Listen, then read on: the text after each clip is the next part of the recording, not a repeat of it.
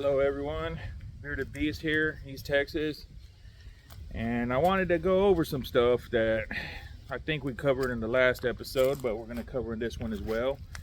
Uh, just to recap last episode, I wanted all you masculine men out there to be men, okay? It's okay to be a man, and part of being a man, for some, maybe not all, but grow a beard. There's nothing wrong with growing a beard, okay? Grow a beard, grow some facial hair, a mustache, Fu Manchu, whatever. Just if you want to grow facial hair in this day and age, rock your facial hair. If you could grow a killer beard, why wouldn't you? Okay? Second thing, lose your dad bod. Get fit, get extra. I mean, you don't have to be a supermodel, but aspire to be one at least, and get fit. Get in somewhat decent shape. I'm still working on my dad bod. Nothing to be proud of, but I'm making progress. Another thing is take responsibility for your life. Okay, so life is hard. Bad shit happens to you. Happens to everybody. Move on. Get over it. Those are obstacles that the universe puts in front of you to see if you're a man or not, because a man moves past it. A man works around those obstacles or just plows his way right through them, but he gets past them, okay? A lesser person, because you can't even call them a man, stays back, whines about shit. Oh, poor me. I had so many tough breaks. I can never catch a break. Why can't things just be easy? Well, you know what? Life is not easy, and it's never going to be easy. So you have to do hard shit in order to get past the obstacles and to succeed in life, right? So take responsibility for your life. Bad things happen, fine. Own them, get past them, move on with your life, right? Next thing I think I just mentioned is do hard shit. Okay, so you know life is hard. How do you get past that? You become hard. How do you become hard? You do hard shit. You know, you do a marathon, you learn another language, you learn how to shoot, you learn hand-to-hand combat, jiu-jitsu, Muay Thai, whatever, but do hard shit. Do something to get past things in your life, okay? Another thing on being a man is adopt or foster a dog from a shelter or from somebody that's looking to get rid of their dog that they're thinking of turning it into a shelter, okay? Because part of being a man is you want to have a family, you want to have kids, you want to raise kids, you want to start a business, you want to be successful by doing all those things. Well, fostering a dog and training it to be a good well-behaved dog and ready to go to its forever home is a good way to hone in those skills, because if you can't teach a dog to be well-behaved, if you can't course correct and have the patience to handle a dog, how are you going to handle your kids, your family, just life all together with all that? It's going to be hard. So get your practice in. Foster a dog. Be a good foster parent. Teach them some leash work. No, stay, down, sit, basic commands. So when it goes to its forever home, it's less likely to end up in another shelter. Okay? So foster a dog, and on top of that, just man and dogs just go together, okay? I mean, they're called man's best friend. At some point, our ancestors and the dog's ancestors came together and formed a pack. They got along. Wolves became domesticated, and those domesticated canines became the canines we have today. I don't expect any of the canines today to be able to live like a wolf and survive on its own in the wilderness for long periods of time and be successful, but they are still related to the wolf, and we're still related to our ancestors who had the guts, who had the audacity to domesticate wolves, okay? So hone into that caveman genetic part of yourself that lived with the wolves, domesticated them, made them man's companions, helped them to hunt and sniff out trouble wherever they were at and things like that. I mean, they're your best friend. If you can't see the value in that, I mean, I gotta ask the question: are you even a man? I mean, you don't even have to like canines, but if you can't see the value in them, I question your masculinity. Okay, I mean, dogs are man's best friend. So there's so many dogs in our shelters that need our help because owners say they can no longer afford them. They're dumping them in the streets and being picked up as strays and used in dog fighting rings, which is just horrible. But we can save them. Okay, and say you don't want to foster or adopt a dog from a shelter, that's fine. Donate some of your time to a shelter. Go to a shelter on a weekend and volunteer. Do it like a 4 hours every weekend or 6, whatever you're able to a week. And go in. I mean, just that little bit of time walking the dogs. Some of these dogs don't get out of their kennels for weeks at a time. Walk the dogs. Let their shelters be cleaned out. I mean, just that little bit of time. Yeah, okay. 4 hours, 6 hours, whatever. You're giving up part of your day. You're enriching the life of a dog in a shelter that's waiting to be adopted by helping out. So your 4 hours that you're volunteering is not being wasted. It's being invested into helping an animal become a better part of the community. So when it gets adopted, it's less likely to end up in the shelter again, okay? But off of that, last thing, aim at your life's purpose and begin to move towards it, okay? And you don't even really have to aim, just point, okay? So you want to be a chef, right? Point in that direction. Go work at a restaurant. Go be mentored by an actual chef. You know, I mean, it's going to suck. You might start off at the bottom. I mean, if the likelihood is you are going to start off at the bottom because nobody starts off at the top. Okay, I retract that. Most people do not start off at the top. Some connected people do, but no, most of us are not connected people, all right? So aim at your life's purpose and begin to move towards it, because at least you're doing something productive. You're moving. A body in action stays in action, or I think it's body in motion stays in motion, but move towards it. That's what we're designed to do. Me, I want to be a dog trainer, a dog advocate, I want to rescue as many dogs as I can. So what am I doing? I'm trying to get in at a shelter to volunteer at. I finally made some headway. I'm going to follow up on Monday, but my goal is to volunteer at a shelter 1 to 2 hours a day during the week, maybe some weekends.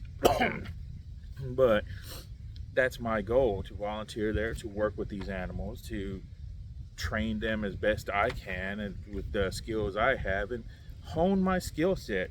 You know, there's going to be people I'm going to run into that are professional dog trainers that could give me some pointers and mentor me in a way that I could up my level.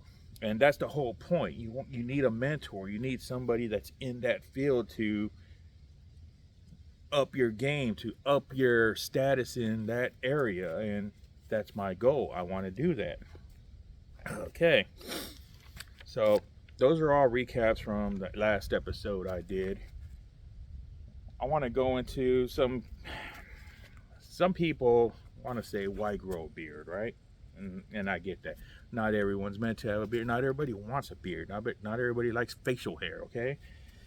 So what I mean by grow a beard, I know some of you can't grow a beard or just don't want to have the facial hair. That's okay, okay? But those of you that do, what is holding you back from looking like the masculine man you want to look like, okay? The whole grow a beard thing just symbolizes to the opposition that we're going to oppose their bullshit rules on us as men. I mean, think about it. I want to cover something with you right quick. Between 1861 and 1913, all but 2 presidents, Andrew Johnson and William McKinley, wore either beards or mustaches during their tenure in office. Since 1913, all presidents have been clean shaven except for Harry Truman for a brief period of time in 1948, okay?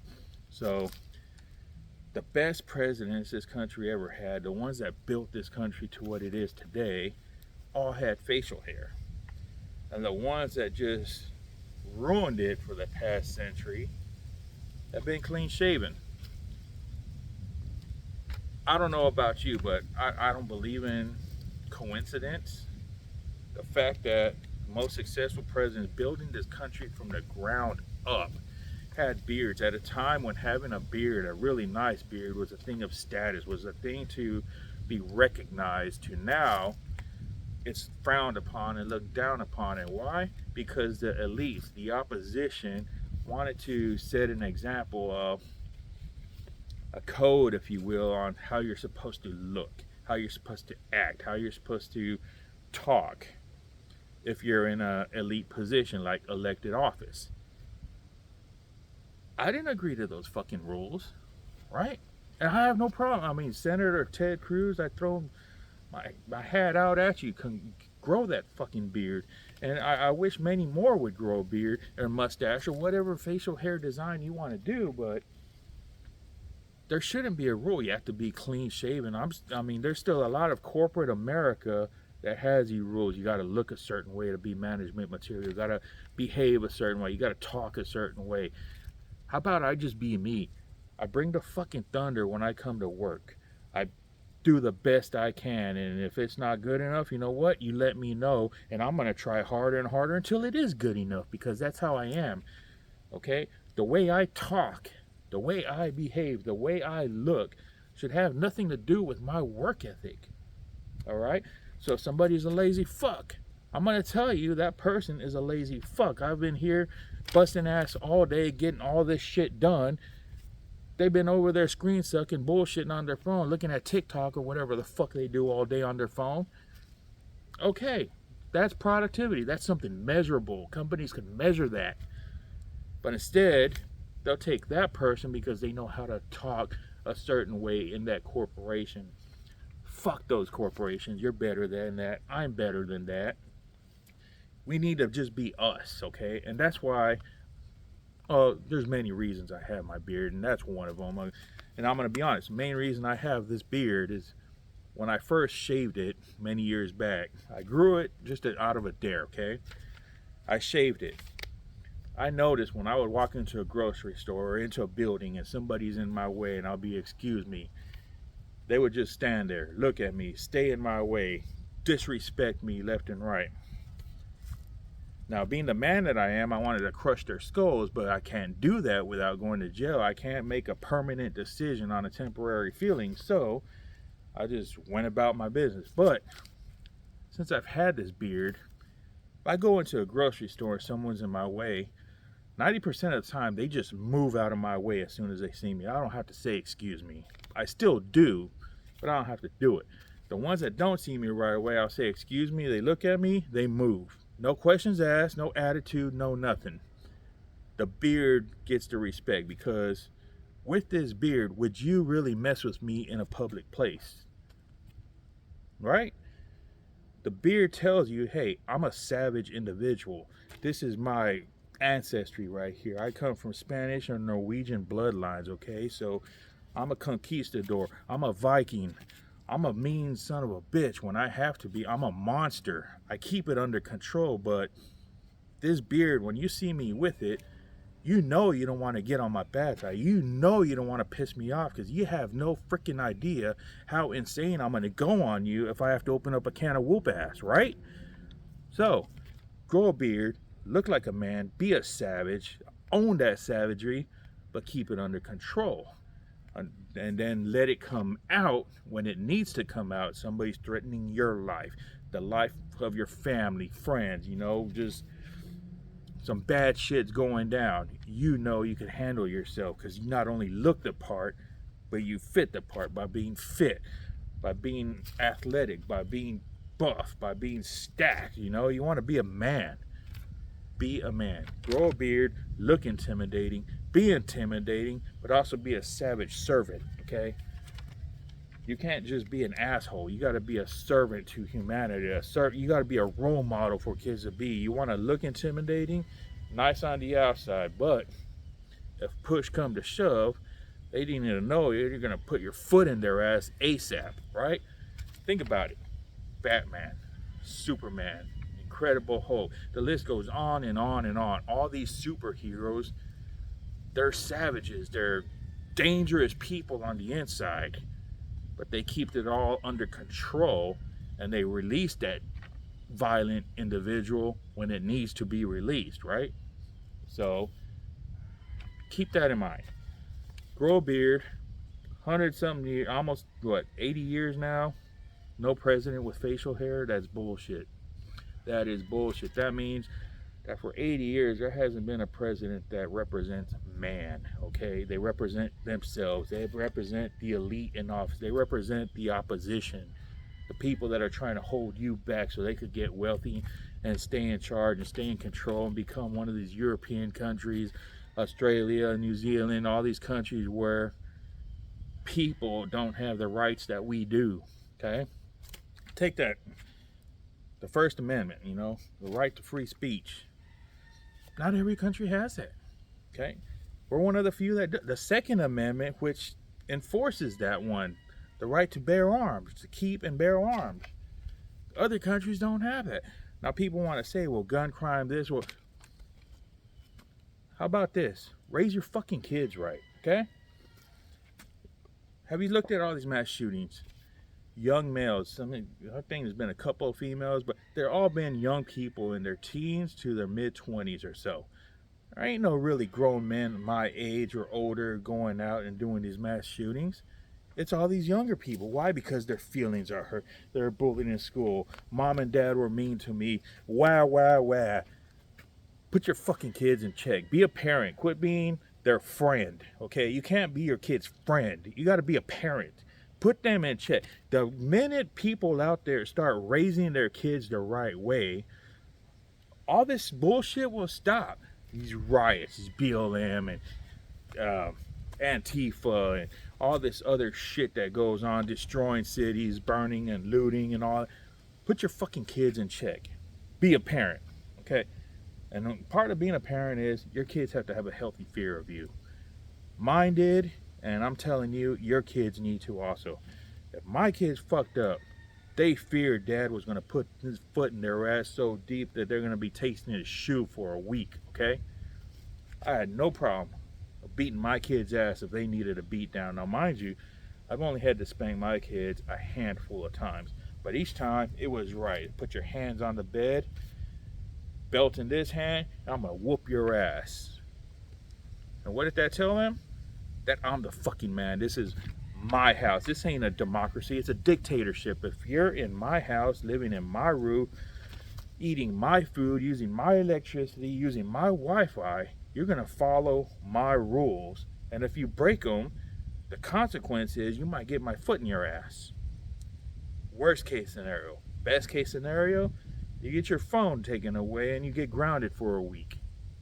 Either or, there's going to be consequences. So be a parent, set those consequences, set those boundaries, and when they cross them, there has to be consequences, and you got to stick to them. You can't take their phone away and then an hour later, okay, you're done being punished. No, that is not how that works. You cross this boundary, you lose your phone for a week. 7 days from now, you get it back. You can't give in.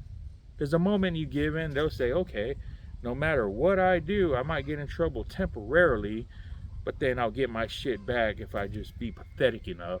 And that's what's going on in the world today. Look at what's going on. People crying about how offended they are over bullshit. Okay, your feelings are not protected by any rights in this country. It's not on the Bill of Rights. It's not on the Constitution. Your feelings don't fucking matter. Grow up. People are going to be angry. People are not going to like you in the world, okay? People are going to say and do mean shit to you, okay? Get the fuck over it. That's life. It's always been that way. It's never going to change because humanity is like that. There's the weak and the strong. The only difference is, which one are you going to be? I choose to be the strong. I've been weak before. I've had my dad bod. I'm shredding the fucking dad bod. I'm getting rid of it because I want to be strong, not just physically, mentally, emotionally, successfully in business, you know? I want to do well for myself and my family and my future lineage. But anyway, I didn't want to take up too much of your time today. But if I could close this out with anything, I would be, take a brick and shatter those glass walls and those glass ceilings that are holding you down, that are holding you in place, and trying to tell you that you are not good enough. Prove them wrong. Be a man. Take that brick and shatter those fucking glass ceilings and glass walls. Tear the whole fucking glass building down if you need to. But show them they're not going to hold you down. They're not going to hold you in place. You're going to rise above. You're going to succeed. You're going to conquer. You're going to be a savage servant. And you're going to be beneficial to humanity. Okay? Because no matter what you do in life, doesn't matter. Anything, whatever it is you do in life, be the best at it, okay? Leave things better than when you found it. When I die, I want to leave this world a better place than when I came into it. Nobody's doing that. All anybody's thinking right now is me, myself, and I.